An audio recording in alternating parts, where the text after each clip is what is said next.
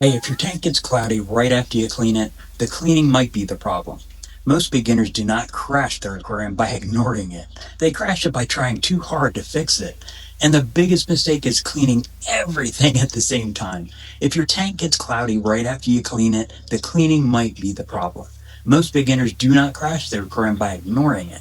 They crash it by trying too hard to fix it. They scrub the glass, they vacuum all the gravel, they rinse the filter, they replace the cartridge, they change a huge amount of water, and then a day or two later the tank looks cloudy again and the fish acts stressed. That is not bad luck. That is instability. An aquarium is not just a water in a glass box. It is a living filter. The bacteria that protect your fish live on surfaces, filter media, substrate, decor, plants, glass. When you clean too much at once, you're not just removing dirt, you may be removing the system that processes the waste. So here's the rule. Clean the problem. Do not reset the whole tank. The first thing people get wrong is the filter. Your filter's not supposed to look brand new. That brown sponge, that dirty looking media, and buildup inside the filter are not automatically bad. Some of that is the bacteria doing the work. If the filter is clogged and water flow is weak, yes, clean it.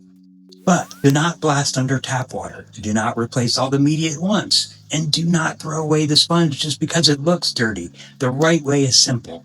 Take out some old tank water during a water change, gently squeeze or swish the sponge in that old tank water, restore the flow.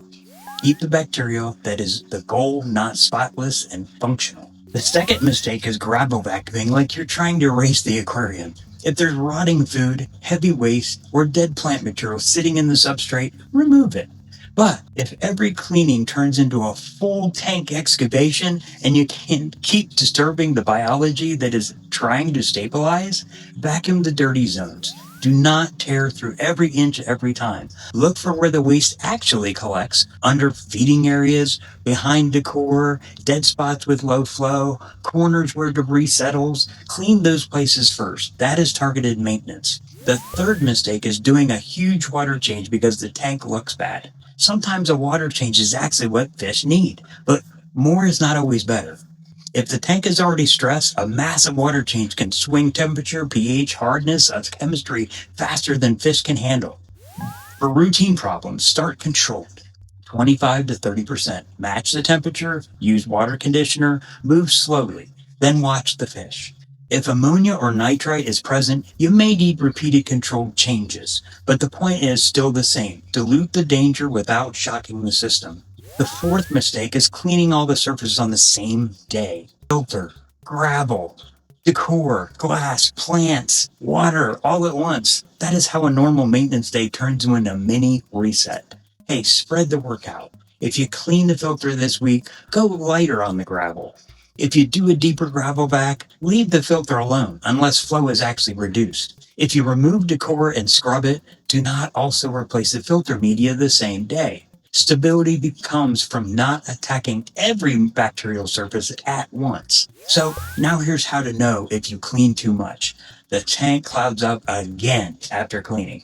Fish breathe harder, fish hide more than usual, the filter flow drops because the media was packed wrong or replaced, ammonia or nitrite appears, or the tank seems fine for a day and then starts acting strange later. That delayed reaction is why this problem fools people. They think the cleaning helped because the tank looked better for a few hours, but the real test is how the fish act over the next few days. So, what should a good cleaning routine look like? Start with observation. Watch the fish before your hands go in the tank. Then remove obvious waste. Do a controlled water change. Clean the filter only when the flow is reduced. Rinse media gently in old tank water. Leave some surfaces alone. Then test if something feels off. That is maintenance routine, not a reset. And if your tank keeps getting cloudy after cleaning, stop asking how to clean harder. Ask what you're disturbing, because a healthy aquarium does not need to be sterilized. It needs to be stable. If you want help figuring out what to clean and what to leave alone, go to dbcaquatics.com. I have aquarium rescue help and beginner-friendly guides there so you can stop guessing and start protecting the fish. Remember this: clean the problem, protect the biology, and stop cleaning your tank into a crash.